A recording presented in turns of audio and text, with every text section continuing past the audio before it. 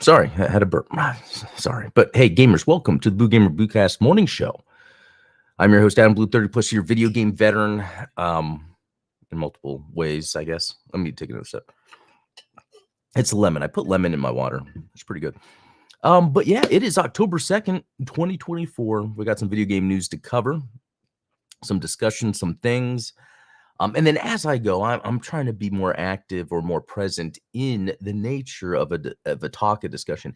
If I tend to, I'm going to start doing it where if I tend to start complaining, I'm going to make it quick and move on. Just because I want my memories to be positive. But yeah, so let's get started. What have I been playing? Interesting to see Forza Horizon 5 on there. The only reason I play that is because I was testing launching that through the Xbox Game X Cloud on my Oculus, and so so check this out. So there's this Gundam game coming out tomorrow, and I want to for the Gundam Explain channel. I want to be able to live stream it, show all the gameplay. So here's me testing. Wearing the headset, streaming what I'm seeing. And I guess you can see, this part of my office that's usually hidden. I've got some windows, which is lovely during the day. Right now, I've got the curtains up, but oh, Tyranid, yeah, I've got I'll have to show that later. I got an action figure, actually, a fully articulated action figure of a Tyranid. But anyway, yeah, this is me just testing out, and I think I'm like messing around with the.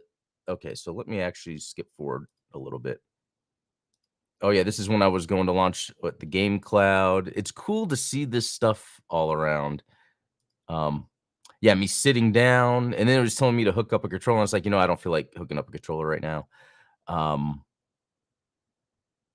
But yeah, I think it's pretty cool to see and yeah, obviously I'm going to move my camera. I'm going to have my camera set up to do the tracking, so it'll follow me. But I think with the Gundam game, I'm just going to be sitting. Okay, I was almost putting in some passwords. But yeah, this is me. I was logging into xCloud, to do whatever. So that's going to be a whole new exciting thing I'm going to do. I don't know. The game drops tomorrow. I don't know when I'll get the content up. I might live stream trying the game for the first time, and then later have a recording. But anyway, Gundam Explain channels where I'll cover that in depth. But here I'll talk about the game and then the use of Oculus in terms of, gaming in general. But yeah, real quick, and maybe I didn't show this before. So here is one of two, and I actually have a total of 1, 2, 3, 4, 5 Tyranids over on a little thing there. But yeah, these are the Joy Toy, fully articulated. And I played some Space Marine 2 yesterday, so I think this is fitting. And then this is not the character from the game, but it looks like it. The actual characters from the game made by Joy Toy come out either end of October or in November. I had one on pre-order, and then that was supposed to come out soon, and then they canceled it. And I was like, what? So anyway, these things are cool. They're like fully articulated like you wouldn't believe. It has every bit of articulation it needs to do whatever. Yeah, and I love that it comes with stands. A lot of toys don't come with stands. I guess shout out to McFarlane. They have stands. All right. Have these guys battle here. Okay. So yeah, we'll head back to this. Okay, so yeah, Space Marine 2, played a little bit of that last night. It's a fun game and it looks amazing, but it can be buggy. Like I think I'm stuck because there's this mission that I was on for a while yesterday, and by the time I got to the end, I couldn't progress, and I was fighting a boss, and I was shooting the boss forever. And it's not even really a boss; it's just like a main enemy before the next thing. Anyway, he would never die. I used up all my ammo, and it's very interesting how this game works because I was using up ammo, but then ammo would reappear, and then I would die, but then my guys would bring me back. So it's interesting that this game has a level of almost like, I don't know. I think it's very interesting sometimes if you're playing a video game and you encounter a bug or a glitch that puts you in a certain situation where then you're almost doubling down on some of the gameplay aspects. So then you're learning more of what is possible in that game. So what that has taught me to do in Space Marine 2 is I can be a lot more confident to just like go in there, and that usually works. I noticed I was fighting the Chaos Marines. I think that's who they were yesterday, and I noticed, yeah, if I'm a lot more aggressive, I just go in there and mainly focus on melee, you can get the job done quicker.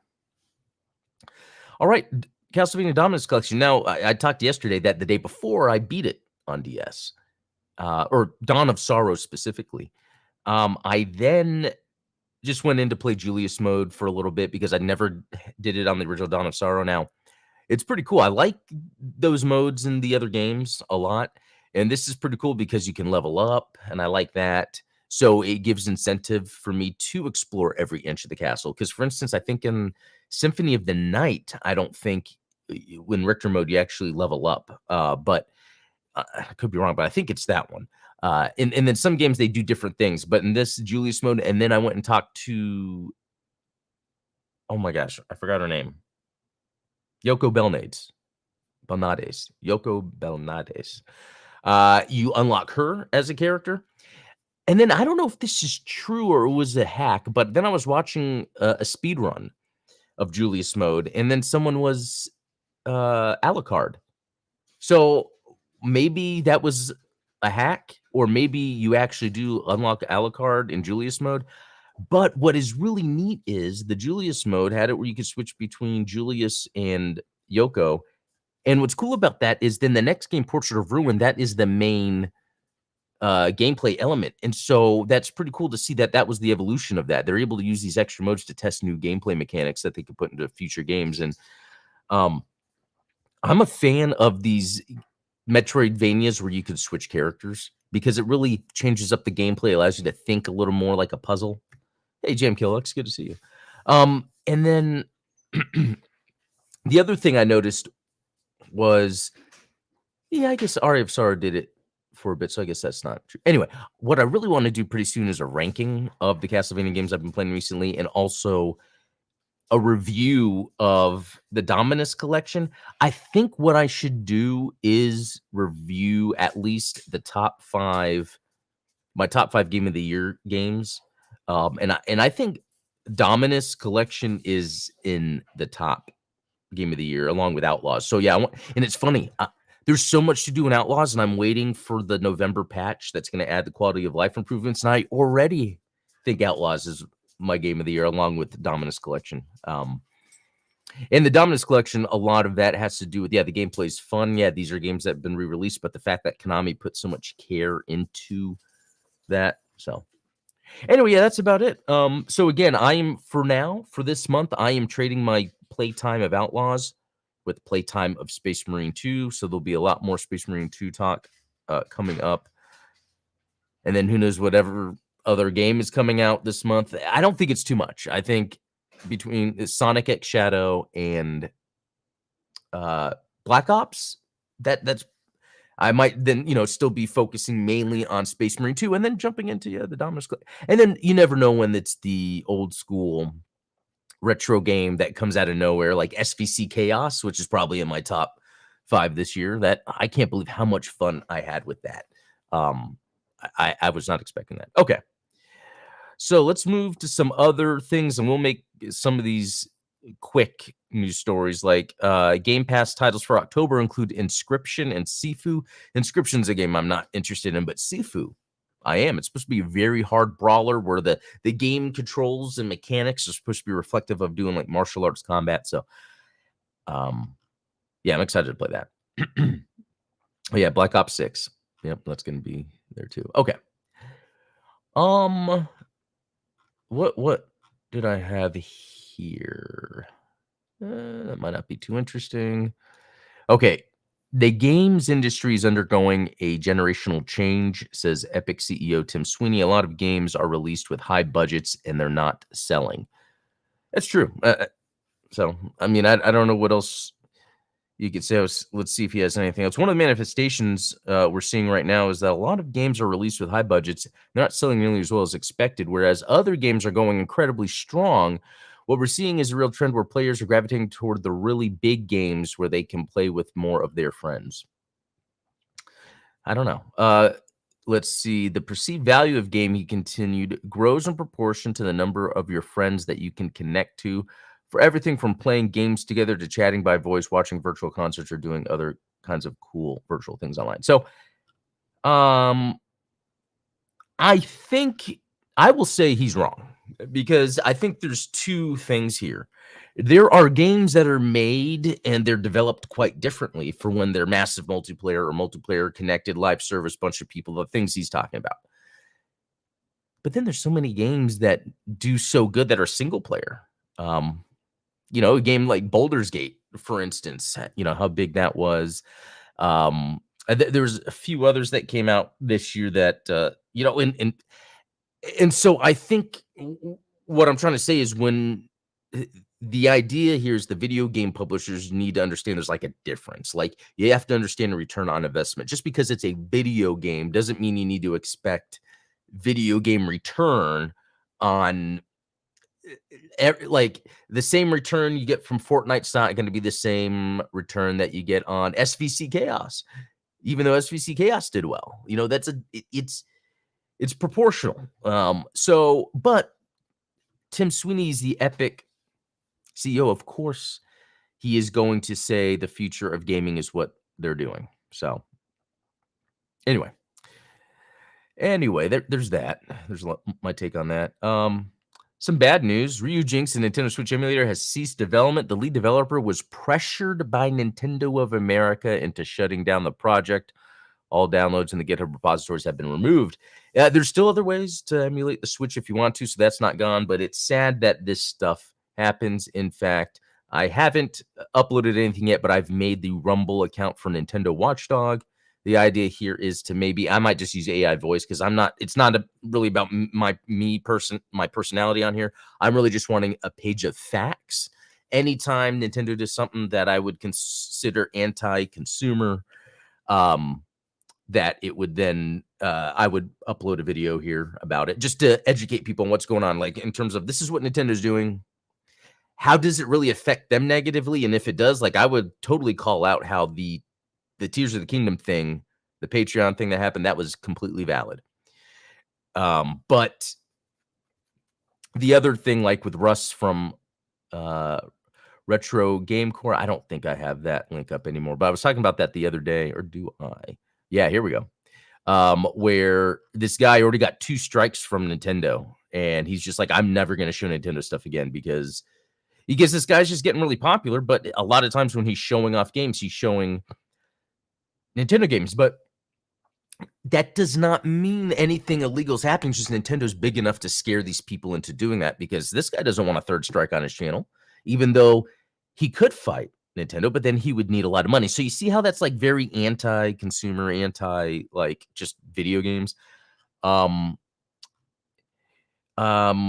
so yeah, I want to call that stuff out because what was the other point I was going to make? There was actually another good point about Nintendo and because then I think like, well, so Nintendo does release their old games, but they do it through a subscription service, and there's a difference between owning a game and what we've seen now lately.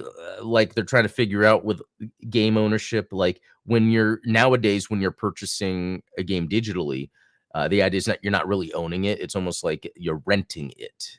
They have the right to remove it whenever they want. So Nintendo is just offering their stuff in a subscription service. And so I think there's still a lot more you could do to really fight back Nintendo. Anyway, and the reason you want to do this is you want Nintendo to be the good guy. Because they typically are more pro-consumer. But it's interesting that their tactics are usually these huge ones where they threaten people's livelihoods where they have no choice but to back down. So it's wrong. It's wrong, in my opinion. Okay, so check this out. Speaking of Nintendo, the latest previews are in for Super Mario Party Jamboree. So the latest in the Mario Party. I haven't played these in a while. Let's see. With an almost overwhelming number of brand new modes and gameplay options, Nintendo wasn't exaggerating by referring to Jamboree as a bigger, bolder Mario Party. But whether it's the best is still to be determined. The game's massive roster and vibrant boards are rendered in a silky smooth 60 frames per second with minimal, if any, drops at any point. Wow. Okay. It's a simpler game than most on Switch, but it's simply icing on the cake to see how slick and smooth the presentation is. So that's very interesting how they will give their Mario games 60 FPS, but not their Zelda games. And especially, again, I'm delaying playing that Echoes of Wisdom or whatever since I actually stopped playing the Link's Awakening remake because I was actually shocked by the technical the way it ran. You know, and that's why I never played Calamity War. I cannot believe it. I think Nintendo should be sued for the Hyrule Warriors Calamity one. You can't play that. It's unplayable. I can't believe they sold that. I think I should make a video about that. Yeah, and do side by side. Like, this is the game Nintendo's releasing, and this is how people can then play it correctly. You know, it's and I'm a big Zelda fan. In fact, my first wedding ring, yeah, first. My wife actually got me, and she engraved the Triforce on the inside of it. And then I think just slowly over time, it it's interesting because I felt like there was less. Yes, since Breath of the Wild, it's interesting. I feel like through the 2000s there was all these different kind of Zelda things going on. And then once we got to Breath of the Wild, it was very, few and far between. I mean, we had the Link Between Worlds on the 3DS, which was really cool, but oh, you did notice the frame rate. It's insane. It's like below 30. Like and I could play it on my PC at 60 FPS. Like it's really hard for me. I don't like playing games that are that choppy. It just looked bad. I mean, I played a good part of it, but it got to a point where it was just like I guess because I'm also playing PC games, I'm in an Xbox and PS games, so I'm used to consistent frame rates. And I wouldn't think that would be such a big deal, but it does. It's like I'm spending full price on a Zelda game, and then I get sub 30 FPS. Nah, no, no, no, no, no. Okay, interesting. Good Blood has a new documentary about Zelda. Breath of the Wild is where Zelda has its second peak, and it's been downhill since. Yeah, 'cause I love Breath of the Wild. Like, I'd consider that one of my favorite games of all time. But something around that, and it's very interesting because the original Echoes of Wisdom, if that's what it's called, was gonna actually be a Tears of the no, was gonna be a dungeon maker, and actually I would have preferred that more as a palate cleanser. I just look, I can't wait for the next Switch because I want to be able to play these Zelda games as they should. It reminds me of Wii U versus Switch playing Breath of the Wild or Twilight Princess. You play that on Wii versus Wii U, the upscaled version. Like, and that's the thing. Like, now I know when a Zelda game comes out, I can kind of wait because there's going to be a better version of it eventually. So, yeah. Yeah, Zelda Dungeon Maker. Yeah, when they said originally Echoes of Wisdom was going to be a dungeon maker, that was a little more exciting for me. But I do want to play. I do want to play the games. I gotta catch up. Anyway, Nintendo. Okay, what else is going on? This real quick. So there's going to be a Palworld mobile game. Speaking of Nintendo, no, I'm joking. So that's pretty cool that it's moving to mobile.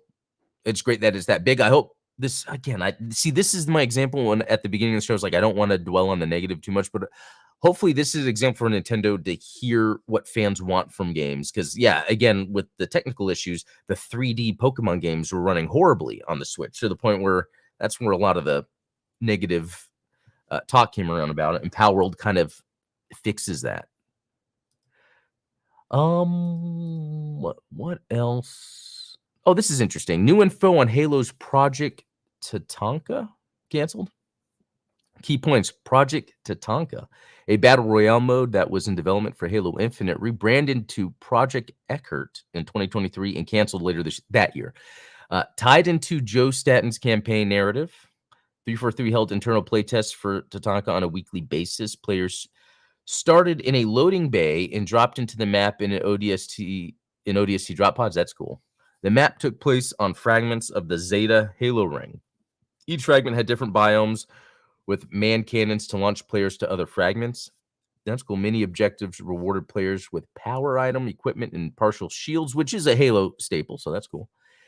Pelicans dropped off vehicles, including the Falcon. Tatanka was rebranded to Project Eckert after new leadership took over. Interesting. So that would mean, does that mean in 2023? Interesting. Leadership took over. I mean, there's a couple interesting things because I'm just trying to think in my head. Like, I think what happened to Halo Infinite is quite a shame because it looked like something interesting was there.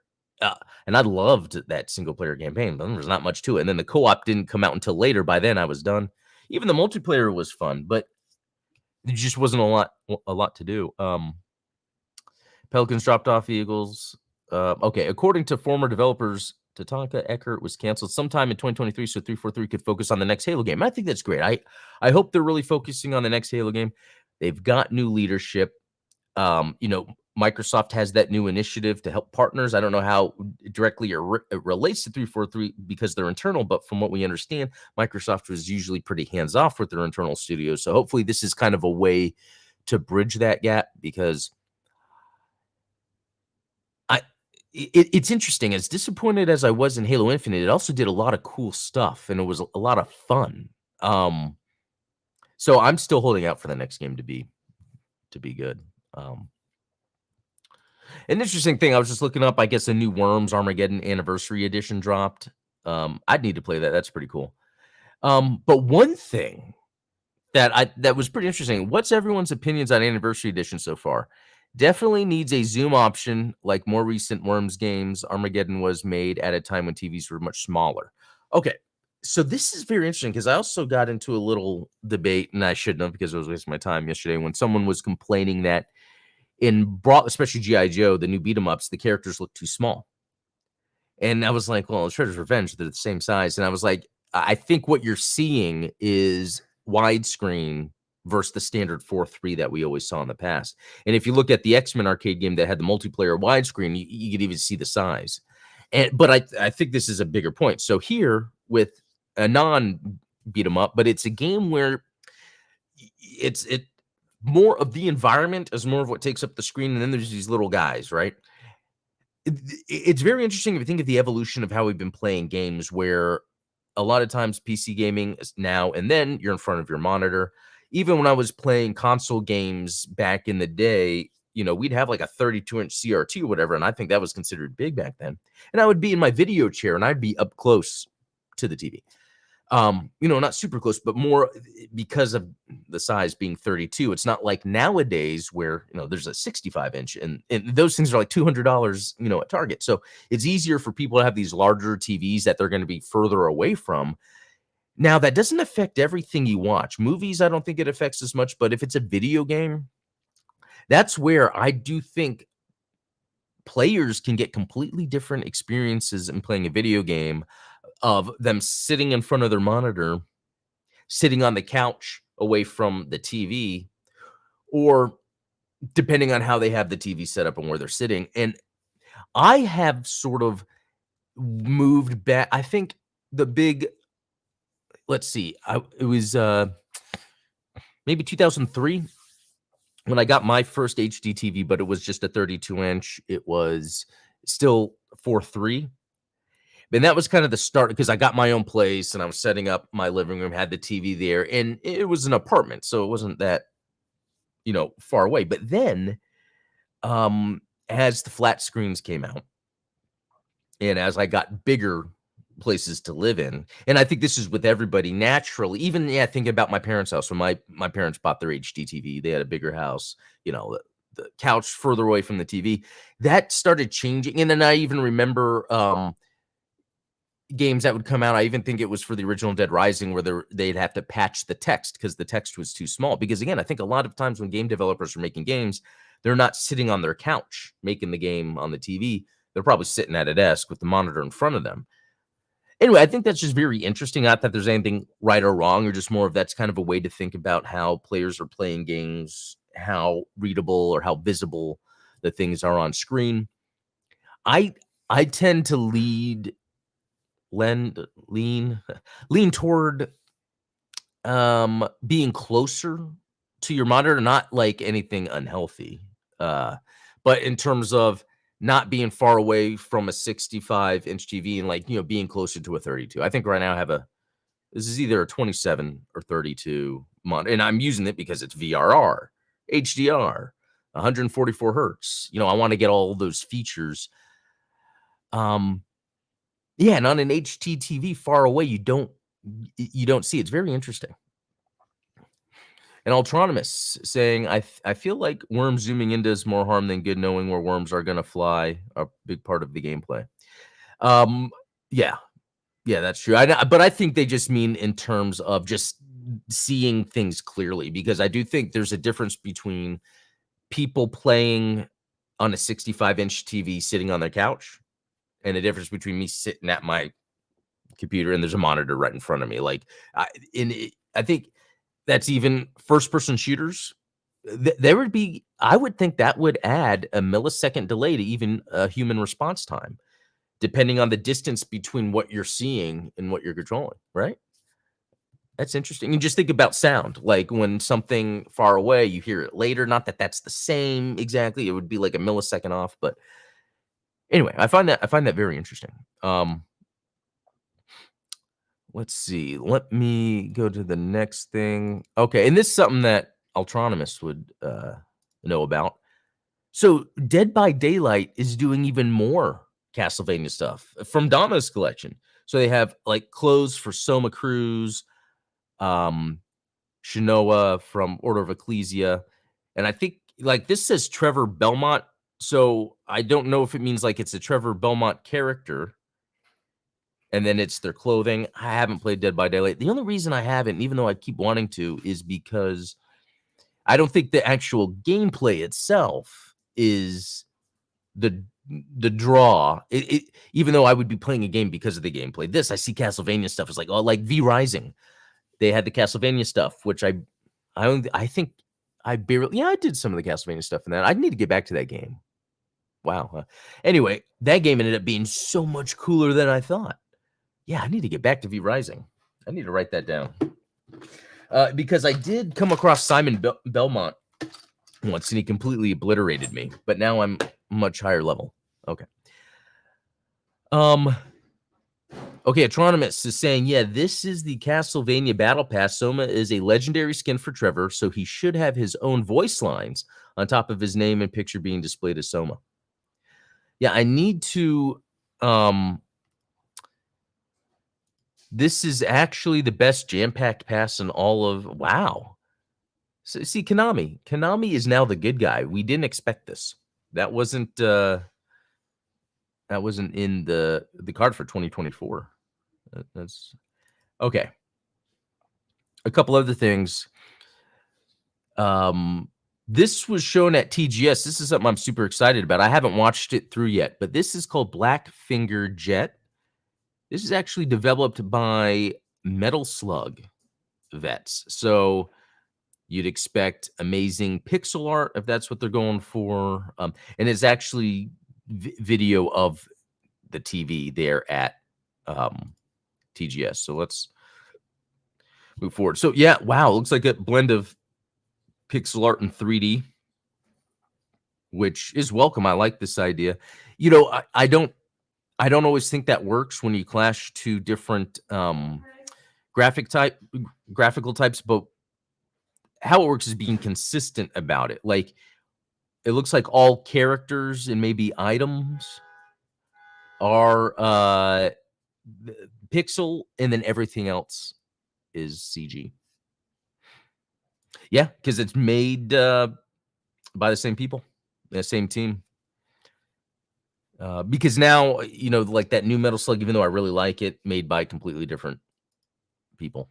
So it's cool that we are getting that tradition of Metal Slug to continue. And this looks excellent for combining the 3D and 2D, because I'm usually quite a critic of that implementation, but here it looks really good. Yeah, can't wait. And they're going all out because look at all these aliens and creatures. That's, kind of like Metal Slug 3 went. I mean, I think 2 started some of that, but yeah, playable demo coming next year. That's a long time to wait. But there's a lot to play anyway. Like this, Earthy. This is something I've been waiting for. Yeah, I don't think we're gonna get a good. Maybe it's bigger here. So basically, this is the Genesis shmup made by the composer of Streets of Rage 2, I think. And it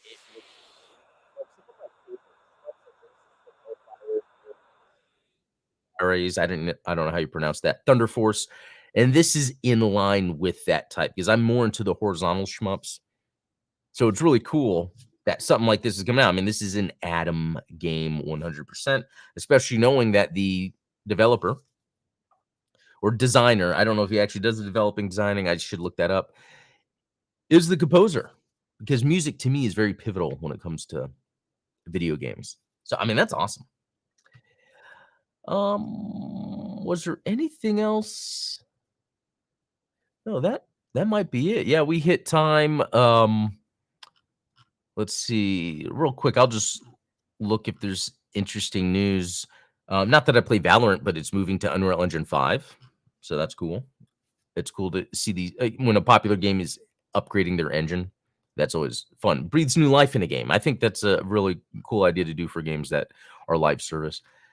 Yeah, these F-Zero games come into the Game Boy library, but remember, only if you subscribe to Switch Online. You can't just buy it. So, um, let's see. Okay, that's about it. Anyway, yeah, that was a lot of fun. Thanks all for joining. Yeah, and I'll be back tomorrow, and yeah, we'll talk more gaming. So, all have a good day. Let me end this.